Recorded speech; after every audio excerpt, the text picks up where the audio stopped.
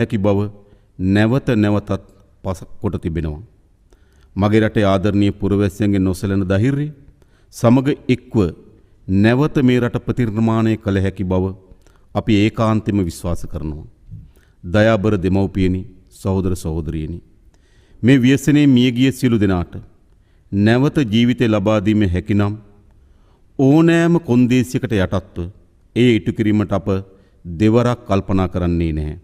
නමුත් අප යථාර්ථයේ වේදනාකාරී සත්‍යයට මුහුණ දිය යුතුයි. අහිමි වූවන් පිළිබඳ වේදනාව සදාකාලිකම අප අතර පවතිනවා. මියගිය සියලු දෙනා අපට අංකයක් නොවේ. සෑම ජීවිතයක් සමගම නමක්, මුහුණක් සහ කතාවක් තිබෙනවා. මියගිය සියලු දෙනාගේ පවුල් වෙනුවෙන් අපි හදවතින්ම අපගේ සාතිශය සංවේගය පිරිනමනවා.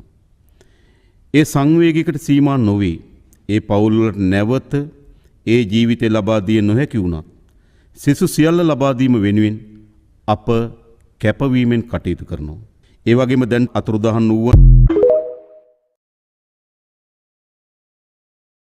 හැකි බව නැවත නැවතත් පසක් කොට තිබෙනවා.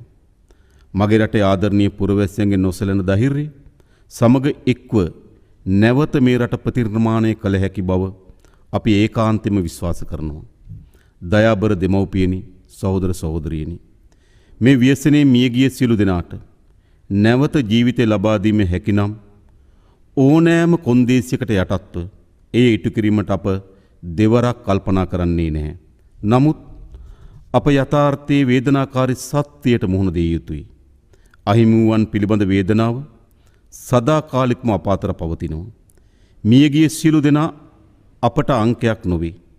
සෑම ජීවිතයක් සමගම නමක්, මුහුණක් සහ කතාවක් තිබෙනවා. මියගිය සියලු දෙනාගේ පවුල් වෙනුවෙන් අපි හදවතින්ම අපගේ සාතිශය සංවේගය පිරිනමනවා. ඒ සංවේගයකට සීමා නොවේ. ඒ පවුල් වලට නැවත ඒ ජීවිතය ලබා දිය නොහැකි වුණත් සිසු සියල්ල ලබා දීම වෙනුවෙන් අප කැපවීමෙන් කටයුතු කරනවා. ඒ වගේම දැන් අතුරුදහන් වූ